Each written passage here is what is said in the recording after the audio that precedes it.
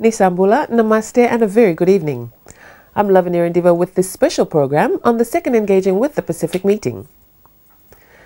In its bid to enhancing global integration and international relations, the Bainimarama-led government once again received strong support and reassurances from the 11 Pacific Island leaders that had converged in Nadi recently as part of their collective efforts in engaging further with Fiji. This special half-hour program visually indicates the immense support and contributions by member Pacific Island nations in further acknowledging Fiji's roadmap as a credible homegrown process for positioning Fiji as a modern nation and to hold true democratic elections in 2014. Fiji has hosted another successful Engaging with the Pacific meeting in what has been described as a platform for frank and fair discussions in the true Pacific way.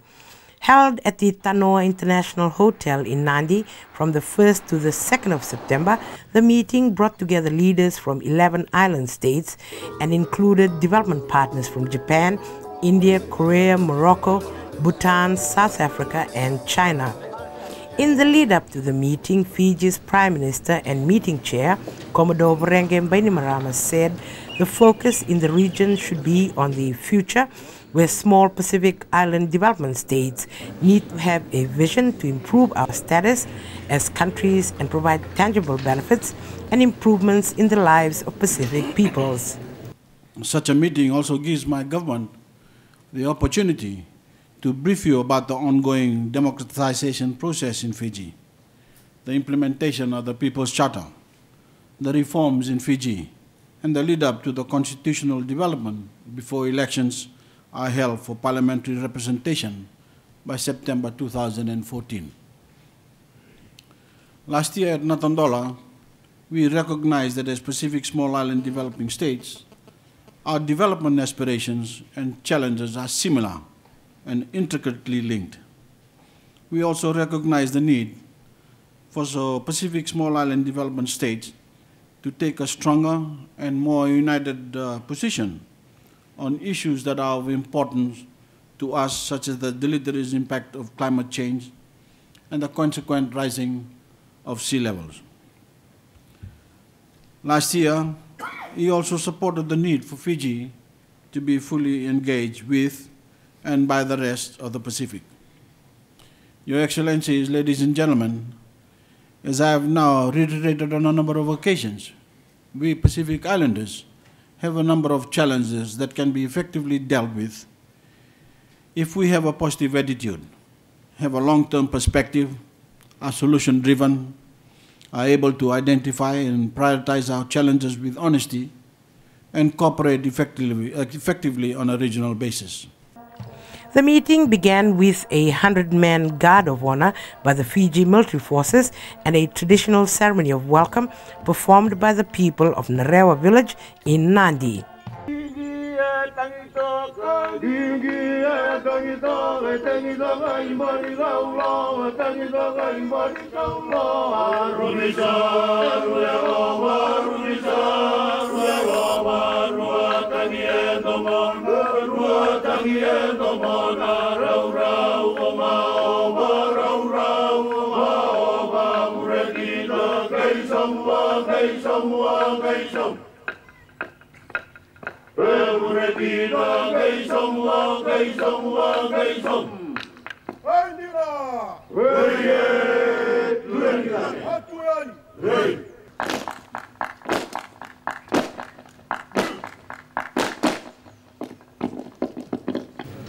The chief guest at the opening ceremony, the Prime Minister of Tuvalu, the Honorable Willie Telavi, said he was honored to represent the Pacific Island states at the ceremony and said it is always a pleasure to be in Fiji.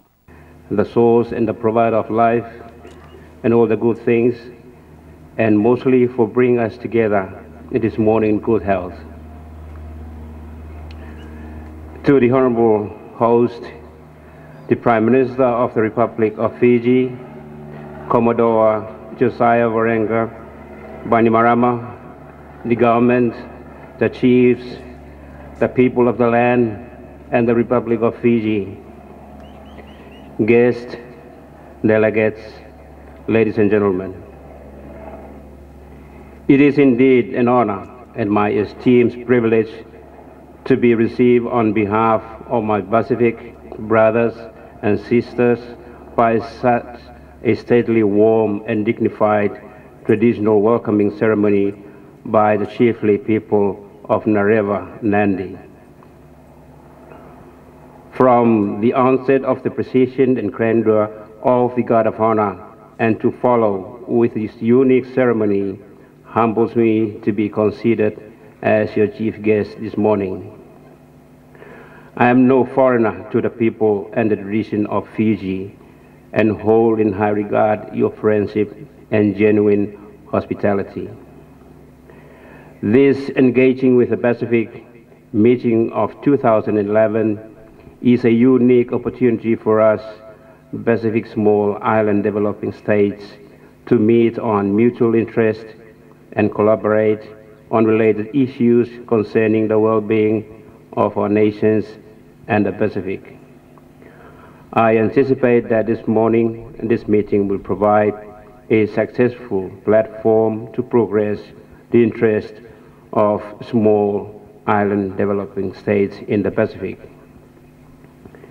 With these few words, I again, on behalf of my brothers and sisters of the Pacific present here today, express my deep gratitude towards our esteemed host, the Prime Minister of the Republic of Fiji, Commodore Josiah Warenge, Bainimarama, the government, the chiefs, the people of the land, and the Republic of Fiji for the respect and honors bestowed to us all this morning, and wish us and your beloved Fiji the very best and success in future endeavors. May God bless us all. Faftailahi and Vinakavakalevu. The theme for this year's meeting, Strengthening Partnerships Amongst Pacific Island Small Developing States, is derived from the Millennium Development Goals, which promotes a collective approach to issues affecting the region. Over the 2 days, the leaders discussed various issues affecting the region, and this was captured in a communique signed by all the leaders in attendance at the end of the meet. The leaders reaffirmed that Fiji's strategic framework for change as a credible homegrown process for positioning Fiji as a modern nation-state and to hold parliamentary elections.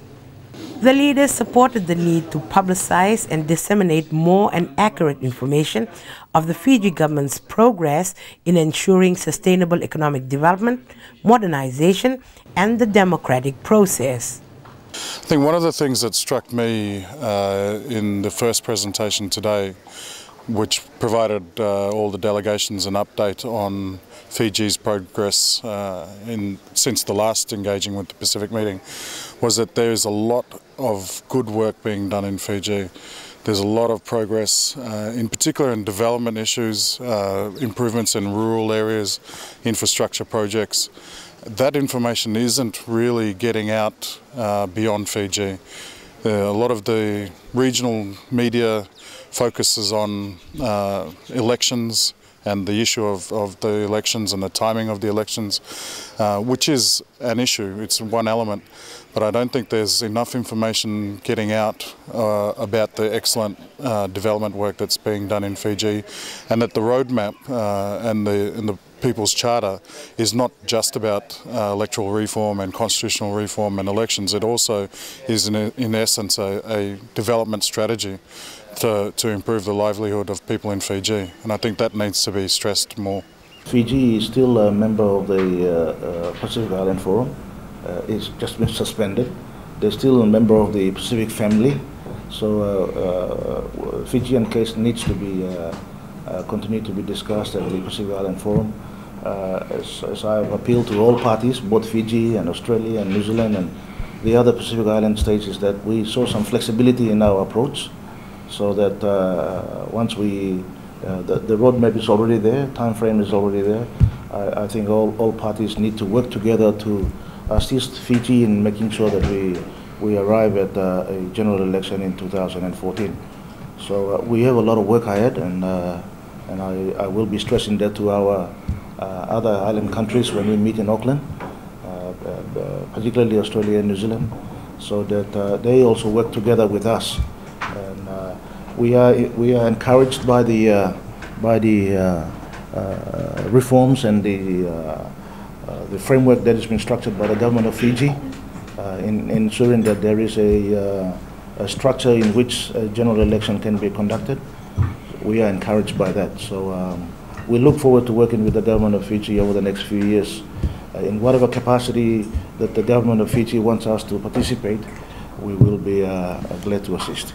Tatonga is very happy to hear and to be briefed on the roadmap and for your target was 2014. The leaders discussed at length the issue regarding the self-determination of French Polynesia. The leaders recognized the aspirations of French Polynesia, Tahiti Nui, to achieve self-determination in a manner that will provide for sustainable economic development and recognition of their unique cultural identity, and are supporting the re-inscription of French Polynesia, Tahiti Nui, on the United Nations Decolonization Committee's list as a first step in the process of self-determination at the international level. The issue is not really a major problem. We know the situation. We know the clear position of the head of state. It's even upper than the Ministry of Foreign Affairs. Nicolas Sarkozy stated twice, well, last year in 2010 and this year during the national celebration in Paris, that our case was a waste of time and there were no colonization between France and Tahiti Nui. So, you know, the positions are really radical now, and I'm not sure that we will need to have a further dialogue with French authorities now. If they are asking to, maybe we will just honor the invitation to speak, to talk.